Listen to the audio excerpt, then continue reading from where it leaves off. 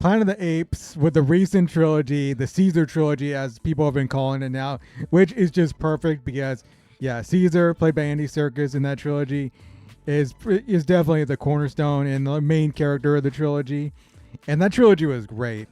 It's definitely one of my favorite trilogies of movies out there, and it's definitely my favorite of recent time because, yeah, that trilogy starting off with Rise, like Rise was a great start with James Franco in it, and how this all got started with James Franco's character taking care of Caesar and pretty much raising him, and then going to Dawn of the Planet of the Apes where you see them living and Caesar having a family, and this is where they're living and like they're going against these humans and all that.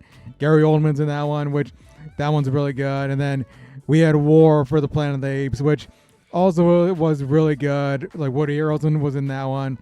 And yeah, it was just a great ending to that trilogy right there.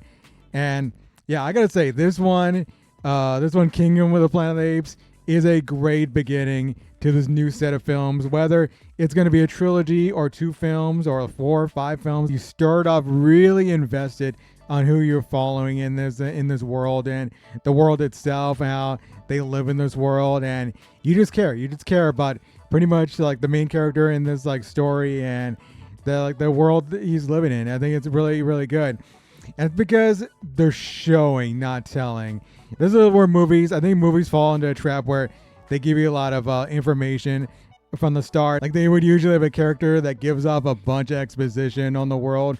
But right here in Kingdom, they show you what this world is about and how they're making a living in this world and the relationships the main character Noah has with certain characters, whether it's his parents or is there's a couple other characters he has friends with, or even further along in the movie. And also eagles play a role too in the movie. And it really gives off like a sort of like an indigenous feel. And that's the way it pretty much is because they don't have like electricity or anything like that.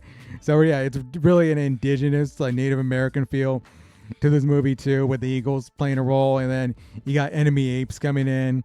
So yeah, I don't want to give away too much because I went into this movie not really knowing what the story was. I just saw the trailers and it just looked great from the trailers, but yeah, I didn't really know much of the story going in, and yeah, if you're watching this, I just want to I don't want to spoil too much of it, but yeah, it's great. It really gets you invested into this world. I thought that's what made it great.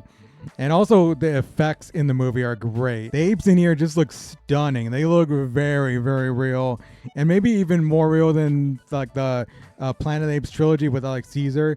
Like they kind of looks the same. I would say it looks the same for the most part. They definitely didn't cheapen out on the effects. And I thought, yeah, that's great because yeah, you got to step it up from that recent trilogy, and they pretty much did. They look great. And also the movie wasn't really as expensive as other movies. It's like, I forget how much like the movie was made for, but there are so many other films out there that had bigger budgets where they very much, like, effects in those movies look very much subpar to this. One of the main reasons is the actors probably weren't as expensive because they're not A-list names like the ones in the who are playing the apes and wearing the motion capture suits. Not to say they're bad actors, they're really good. They're really actually great in this movie.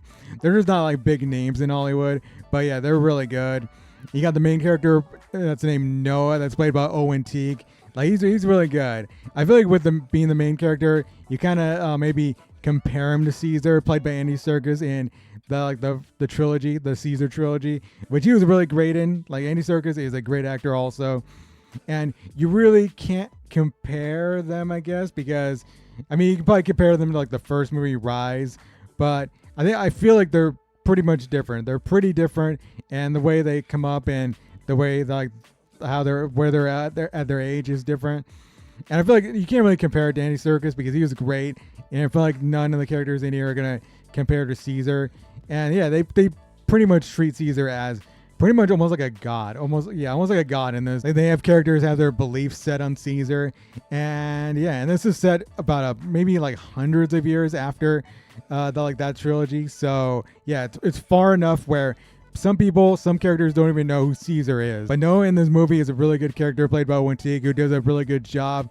And you do get invested in his story in here. And yeah, I think he's a really good main character in here. And then you have the movie's villain who calls himself Proximus Caesar, played by Kevin Durant.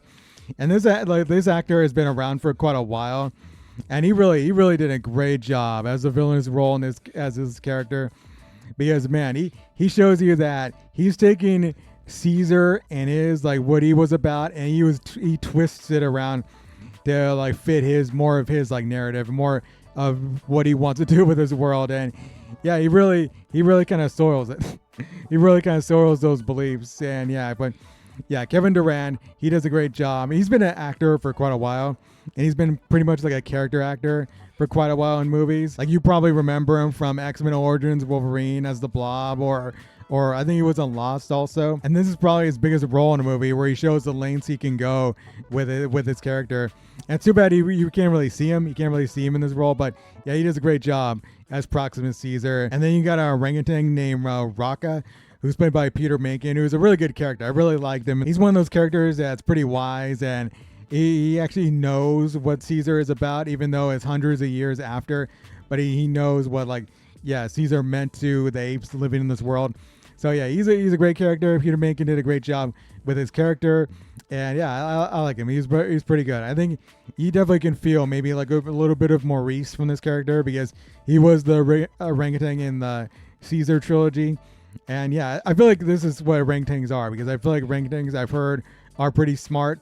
There's like a recent orangutan that like had a wound under his eye, and he actually this orangutan made medicine and treated his wound. So yeah, these orangutans are wise and smart. And then we go with a human that's named May, played by Frey Allen. And I thought this human character was very fascinating, because you kind of knew more about her as the movie went along. Like you would learn new stuff and what she was about also, because there's certain moments where you don't really trust her that much. She has her own agenda separate from the apes, Noah and Raka in this movie. So yeah, you really can invest in this character's journey also, because yeah, you don't know, like she's kind of unpredictable in the movie, and that's what I really liked about her. So yeah, Frey Allen did a great job. There's also another human character that comes in at another point in this movie, and this is actually more of a high profile actor that if you look in the credits, you'll know who this person is, but they don't really show him in the trailer, so I'm not gonna like say his name, but he does a good job. He does a good job where he comes in this movie. So yeah, I thought that character was pretty good also. And yeah, this movie was great, and I feel like this is a movie that I wish Avatar could be, because with those Avatar movies, both 1 and 2, they aren't really as captivating to me. Like, they're good movies, but I feel like they're not as memorable to me as these Planet of the Apes movies are. And I think that's for everyone. I think a lot of people kind of feel that way about the Avatar movies, and you can compare them because they are like, they both involve actors wearing mocap suits. So yeah, they're very similar in that way. They have great special effects and all that. I just feel like the Planet of the Apes movies, at least like the recent ones here, are just way better than the Avatar movies. So yeah, that's just my opinion. But yeah, I thought the movie was really good. I wouldn't say it's better than Rise, Dawn, or War, but it's a great start to this like new set of films right here. And it was gonna be hard to top any of the movies in the trilogy. But for you, you may feel different. But yeah, that's just the way I feel. But it really belongs in there. It's really right there. It's on par with those movies. So yeah, I thought it was really good. So I would give it a 9.1 out of 10. I know it's kind of a weird score. I was thinking 9, but I wanted to go just a little bit higher. So 9.1 out of 10, I feel like is a perfect score for this movie.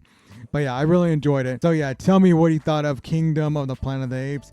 Is it better than the recent trilogy? Is it better than any of the movies out there with the Charlton Heston movies? So yeah, tell me your thoughts down below. And until next time, I'll see y'all later. Rebel out.